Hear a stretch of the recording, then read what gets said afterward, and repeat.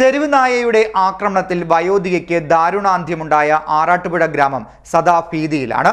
കാരണം അത്ര രൂക്ഷമാണ് ഇവിടുത്തെ തെരുവ് നായശല്യം. നായശല്യത്തിന് അറുതി വരുത്താൻ ഗ്രാമപഞ്ചായത്ത് ഉൾപ്പെടെ നടപടി സ്വീകരിക്കണമെന്നാണ് നാട്ടുകാരുടെ നിരന്തരമായ ആവശ്യം. വയോധികയെ തെരുവ് നായ കടിച്ചുകൊന്ന ആറാട്ടുപുഴയിൽ നായശല്യം നാട്ടുകാരുടെ സ്വൈര ജീവിതത്തിന് വലിയ ഭീഷണിയാണ് ഉയർത്തിവരുന്നത്. തീരപ്രദേശത്ത് നായകൾ കൂട്ടമായാണ് തമ്പടിച്ചിരിക്കുന്നത്. മത്സ്യത്തിന്റെ സാന്നിധ്യമുള്ളതിനാലും മാലിന്യക്കൂമ്പാരം പലയിടത്തും ഉള്ളതിനാലും തീരത്ത് പല സ്ഥലങ്ങളിലും നായകൾ വിലസുകയാണ്. ഭീതിയോടെയാണ് തങ്ങൾ ജീവിക്കുന്നതെന്ന് നാട്ടുകാർ പറയുന്നു. ആറാട്ടുപുഴയുടെ പല മേഖലകളിലും തെരുവുനായ ശല്യം വളരെ രൂക്ഷമായിക്കൊണ്ടിരിക്കുകയാണ്.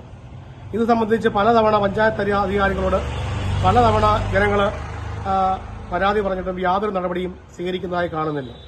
വളരെ ദാരുണമായാണ് കഴിഞ്ഞ ദിവസം ഒരു വയോധിക കൊല്ലപ്പെട്ടത് തെരുവുനായ ആക്രമണത്തിൽ. ഒരു കുട്ടികൾ സ്കൂളിൽ പോകുമ്പോൾ വളരെ ബുദ്ധിമുട്ടുന്ന സാഹചര്യമാണ്. കുട്ടികളെ ഓടിച്ചിട്ട് കടിക്കാൻ പോകുന്ന ഒരു സാഹചര്യമുണ്ട്. മാത്രമല്ല, ഇരുചക്ര വാഹനങ്ങളിൽ യാത്ര ചെയ്യുന്നവരുടെ പുറകെ നായ്ക്കൾ ഓടുകയും അവർ പലപ്പോഴും അപകടത്തിൽപ്പെടുന്ന ഒരു സാഹചര്യം പലപ്പോഴും ഉണ്ടാവാറുണ്ട്. അതുകൊണ്ട് എത്രയും പെട്ടെന്ന് ബന്ധപ്പെട്ട പഞ്ചായത്ത് അധികാരികൾ തെരുവ് നായകളെ നിർമ്മാർജ്ജനം ചെയ്യുന്നതിനോ അല്ലെങ്കിൽ അവയ്ക്ക് ഒരു പ്രത്യേക ഒരു പുനരധിവാസം നൽകുന്നതിനുള്ള ഒരു സംവിധാനവും ചെയ്യണമെന്ന് നാട്ടുകാരെന്ന രീതിയിൽ ആവശ്യപ്പെടുകയാണ്. സ്കൂൾ വിദ്യാർത്ഥികളടക്കം നടന്നുപോകുന്ന തീരദേശ പാതയിൽ തെരുവ് നായകൾ ഏത് നിമിഷവും അക്രമാസക്തരായി ചാടി വീഴാമെന്ന നിലയിലാണ്. പുലർച്ചെ കട തുറക്കാനും മറ്റും എത്തുന്ന കച്ചവടക്കാർക്കും നായകൾ ഭീഷണിയാണ്. അടുത്തിടെ നിരവധി പേരെയാണ് ഇവിടെ നായ ആക്രമിച്ചത്. ആറാട്ടുപുഴ വലിയടിക്കൽ മേഖലയിലാണ് നായയുടെ സാന്നിധ്യം കൂടുതലായുള്ളത്. വലിയടിക്കൽ ഭാഗത്ത് മത്സ്യബന്ധനമുള്ള സ്ഥലങ്ങളിലാണ് മുൻകാലത്ത് തെരുവ് നായകൾ കൂട്ടമായി വിഹരിച്ചിരുന്നതെങ്കിൽ ഇപ്പോൾ അവിടെ പാലം വന്നതോടുകൂടി നായകൾ മറ്റ് സ്ഥലങ്ങളിലേക്ക് കേന്ദ്രീകരിക്കുകയാണ്. പെരുമ്പള്ളി തറയിൽക്കടവ് ഭാഗത്താണ് കൂടുതലായും നായകളുള്ളത്. ഗ്രാമപഞ്ചായത്ത് അടിയന്തരമായി തെരുവ് നായകളെ നിർമ്മാർജ്ജനം ചെയ്യാൻ നടപടി സ്വീകരിക്കണമെന്നാണ് നാട്ടുകാർ ആവശ്യപ്പെടുന്നത്. നേരെ ഇങ്ങനെ ഓടിക്കുക, ഇപ്പൊ എന്തായാലും ഒരു ജീവനും പോയി.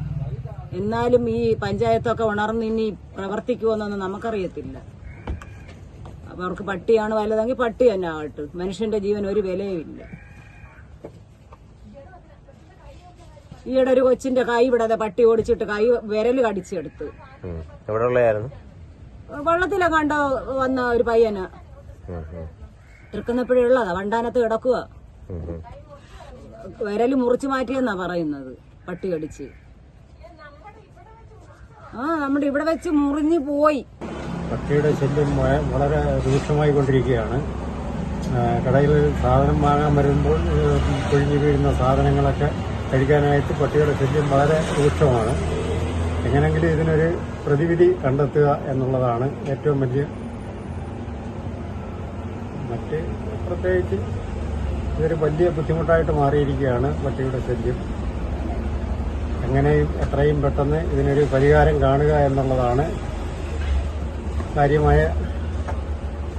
പഞ്ചായത്ത് ഇതിനെ ആയിട്ട് മുൻകൈയെടുത്ത് എന്തെങ്കിലും ചെയ്യുക എന്നുള്ളതാണ് എനിക്ക് പറയാനുള്ളത്. വന്ന് കട തുറക്കാൻ വരുന്നത്, അപ്പോഴേ വരുന്ന വഴിക്കെല്ലാം പട്ടിയുടെ ശല്യം കൊണ്ട് കട തുറക്കാൻ താമസത്തേക്കോ വരുന്നത്. വടിയായിട്ട് വന്നില്ലെങ്കിൽ പട്ടി കടിച്ചത് തന്നെ. അതുകൊണ്ട് എന്താണെന്ന് വെച്ചാൽ ചെയ്യണം. ഇക്കാര്യത്തിൽ നടപടി ഉണ്ടായില്ലെങ്കിൽ ശക്തമായ പ്രതിഷേധമുണ്ടാകുമെന്നും നാട്ടുകാർ മുന്നറിയിപ്പ് നൽകുന്നു. CDNet news, Kayamkulam.